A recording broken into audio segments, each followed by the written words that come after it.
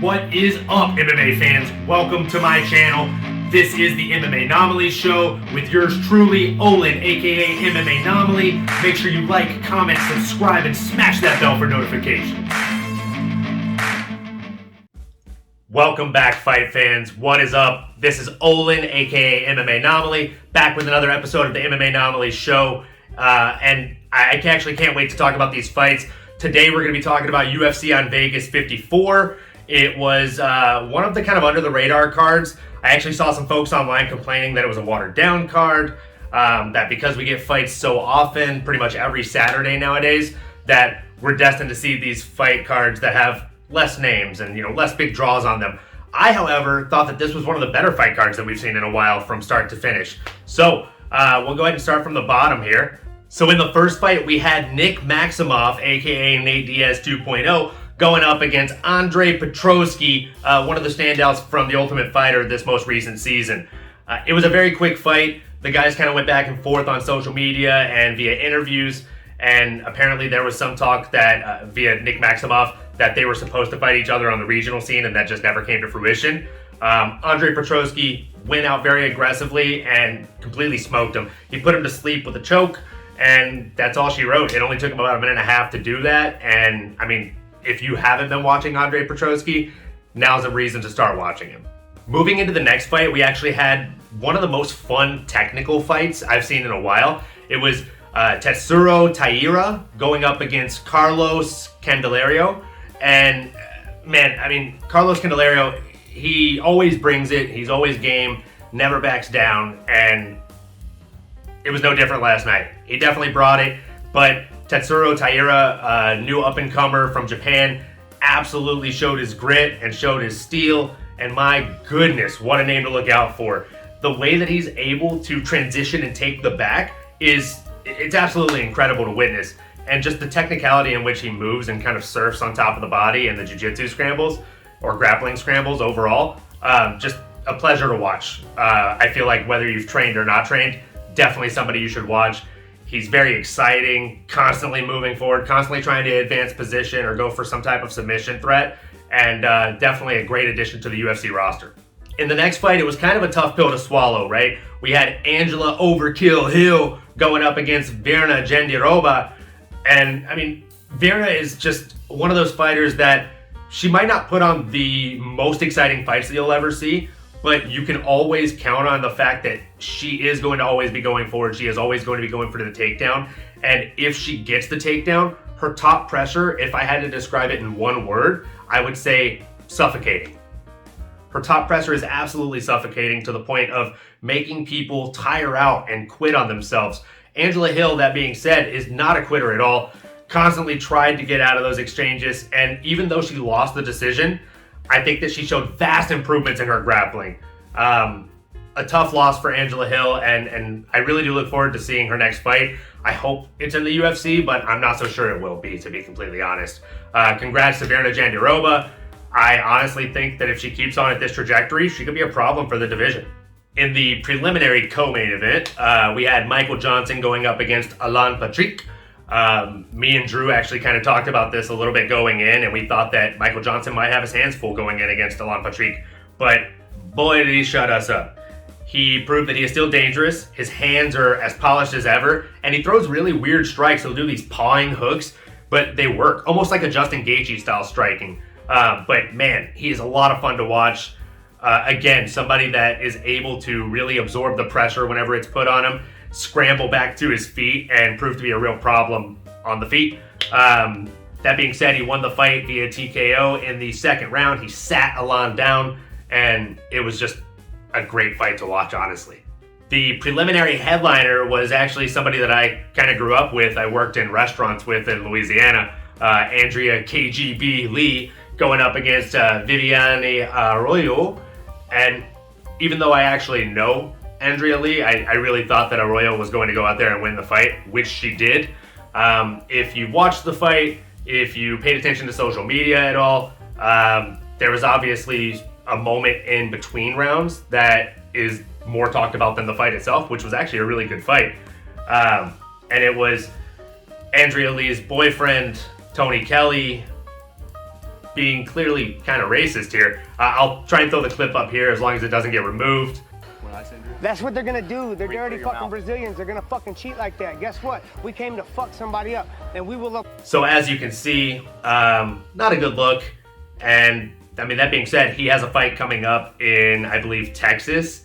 And man, his opponent is now gonna just be an absolute hero, right? Let's go, Adrian Yanez.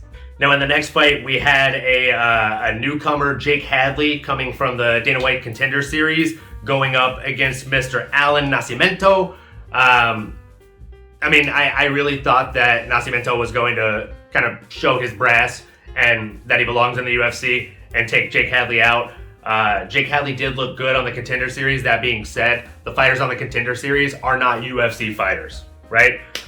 So it was a decision win for Mr. Nascimento, and I think if he keeps on sharpening his skills, he could actually prove to be, a top 15 fighter here in the flyweight division. In the next fight, we had Frank Camacho going up against newcomer Manuel Torres. These guys both brought it. They stepped to the center of the octagon. They were throwing lead. They were throwing just hands for days.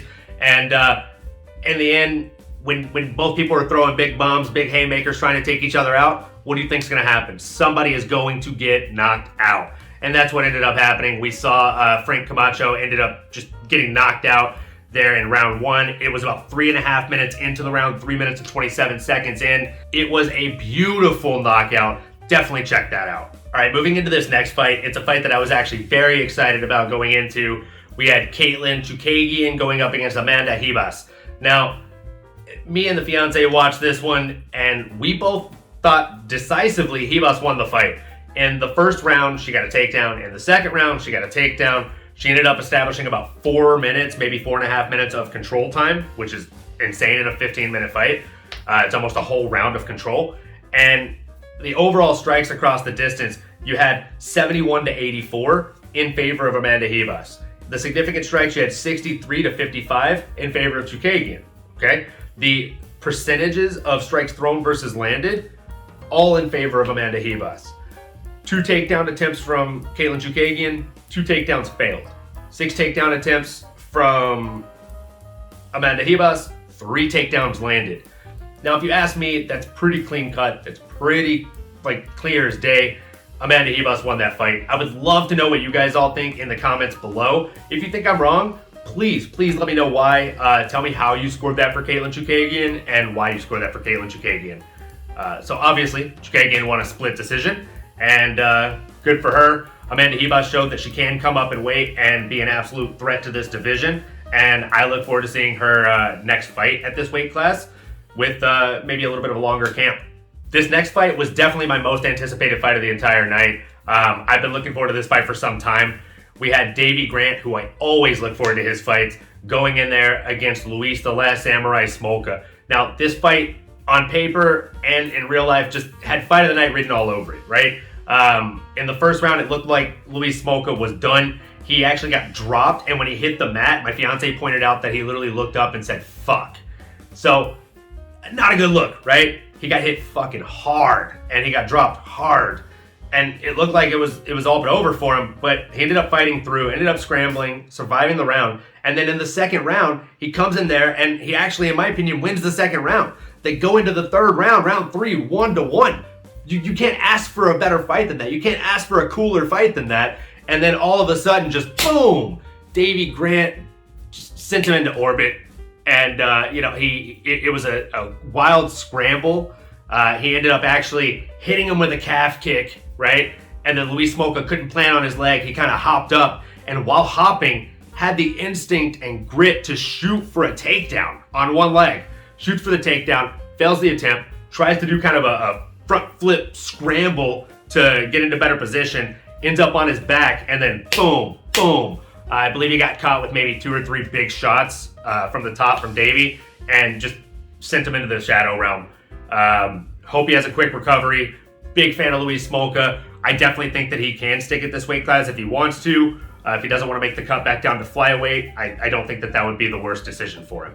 In the co-main event, we had Ryan Superman Spann going up against Ion Cutela, or Elon? I don't know how to say his name. I think it's Ion Cutela. But anyways, the coolest thing about it is the fact that it's Superman versus Hulk. Which, if you're a comic book fan, that's something that people always debate, right? Who would win in a fight, Superman or the Hulk? If you read comic books, though, my opinion on that is the Hulk gets stronger the angrier he gets, so the more Superman beats him up, the stronger he's going to get. You can get as strong as you want, he's just going to send your ass hurling into the sun, and then you die. So, Superman wins in the comics, and it turns out in the Octagon, Superman won that fight as well. You had Superman Spann going in there, who's usually a slow starter, notoriously, going up against Ion Cutela, who's typically a very fast starter.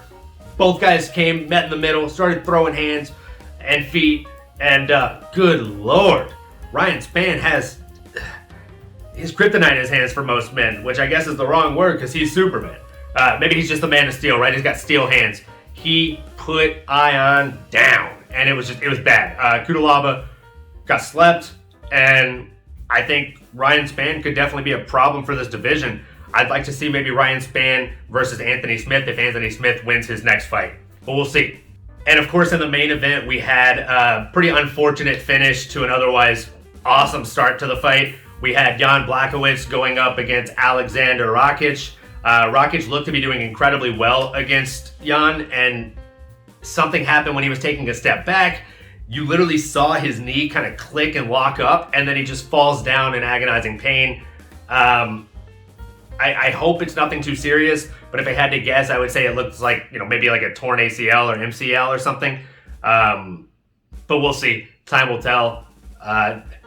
Jan's takeaway from it was that he was prepared to go 25 minutes and Rakic wasn't, which actually turns out to be true. Rakic admitted this morning or late last night, either way, he admitted after the fight that he did have an issue with his knee 3 weeks ago in camp, and it looks like it came back to bite him in the ass.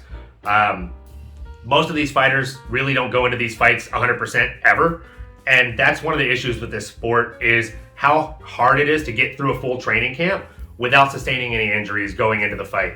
That being said, I wish all the men and women on this fight card quick recoveries in victory and defeat, and just, God, what a night of fights. I hope all of you fight fans enjoyed the fights, and if you didn't get a chance to watch them, make sure you check them out. They should all be up on the ESPN Plus app, which, if they don't take away the videos that I try to add to the video, they own all the rights to these videos, ESPN Plus. So definitely make sure that you subscribe to them and download the app.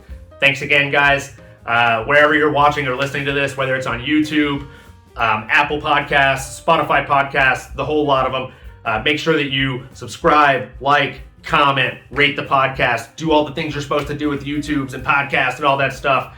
And as always, thank you so much. I really appreciate the support. I'll see you guys and gals next time. Thanks.